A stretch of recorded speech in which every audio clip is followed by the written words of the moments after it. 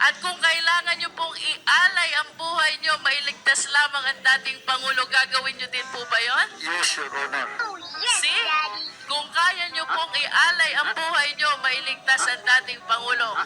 The more reason na kaya nyong magsinungaling, mailigtas lang ang dating Pangulo. To save the former president, gagawin nyo rin pong magsinungaling. Tama po o mali? Tama. Because you graded your loyalty and dedication by 10. So, ayan. Kaya pala mga DDSA kayo naman kasi sinungaling, no? Kahit mga fake news, ginagawa para lang may pagtanggol si Digong. Buhay iaalay para may pagtanggol si Digong. Di sa inyo na rin lumalabas ang pagiging sinungaling at pagiging fake news peddler. So, gagawa kayo ng fake news para ipagtanggol si Digong. Kayo talaga mga DDS, ha?